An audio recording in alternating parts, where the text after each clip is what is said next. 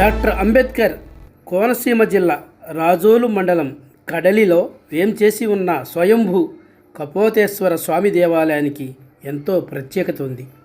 ప్రతి సంవత్సరం మాఘమాసంలో వచ్చే ఆదివారం రోజున మారేడు దళాన్ని తీసుకుని స్వామివారిని స్మరిస్తూ కపోత గుండంలో వేస్తే నీటిలో మునుగుతుందని భక్తుల నమ్మకం.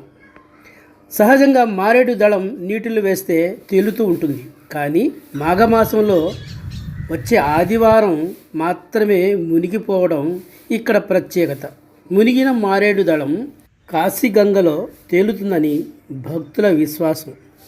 రాష్ట్ర నలుమూల నుంచి వేలాది మంది భక్తులు ఇక్కడ స్నానం చేసేందుకు పెద్ద సంఖ్యలో వస్తున్నారు.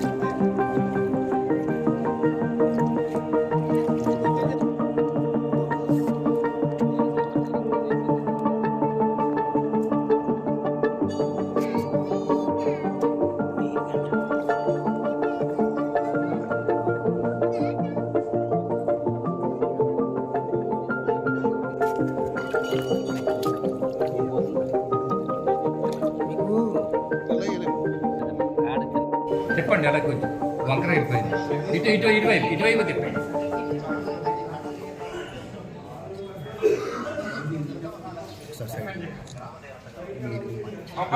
ఉద్భవించాలి స్వామి.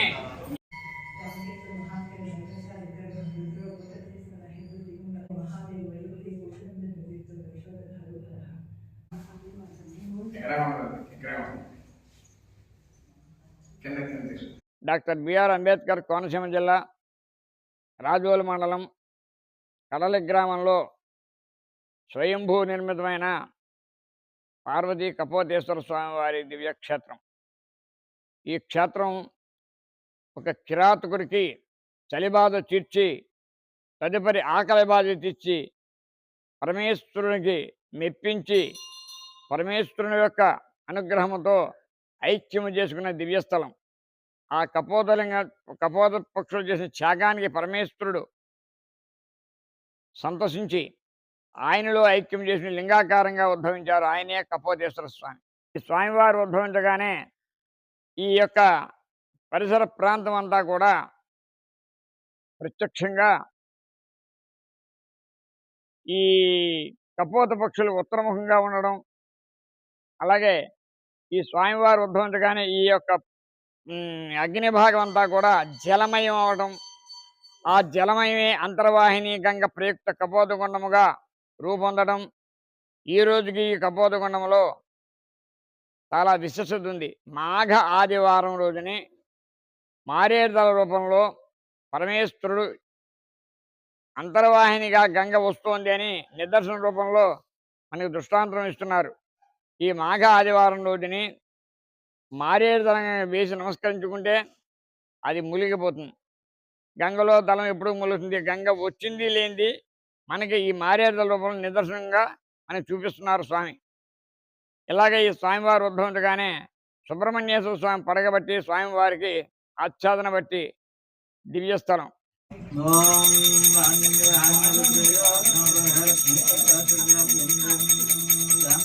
పార్వతీపదే మహదేవ్. ఇక్కడ అమ్మవారు శంకరాచార్య ప్రతిష్ఠ, ఆది శంకరాచార్య ప్రతిష్ఠ బాలాత్రిపసింది అమ్మవారి పేరు. ఇలా చూపించండి. ఇంకో శంకరాచార్యులు అంటే ఈయన మహానుభావుడు స్వయంగా అక్కడి నుంచి లోపల చేయబెట్టదు. ఇంకో శంకరాచార్యులు అంటే ఈయన మహానుభావుడు స్వయంగా వచ్చి చేశారు ప్రతిష్ఠ. ఇదంతా కూడా శిలాచక్రం తెచ్చుకొని కనబడుతుంది. చూపించండి. ఇదంతా కూడా శ్రీచక్రం అంటే శిల మీద శ్రీచక్రం రాతి మీద చెక్కబడింది. మీకు రాగి, వెండి, బంగారం శ్రీచక్రాలు ఉంటాయి. ఇక్కడ సాక్షాత్తు భగవాన్ స్వరూపులచి అమ్మవారి ప్రతిష్ఠ. ఇక్కడ 108 దేవతలు, 30 దేవతలు కొలువై ఉంటారు. మీ మనస్సులో ఏ కోరుకున్నా తప్పనిసరి నెరవేరుతుంది. మీరు ఏదైనా కోరుకునే వాళ్ళకి 18 శుక్రవారాలు కుంకుమార్చన జరుగుతుంది ఇక్కడ.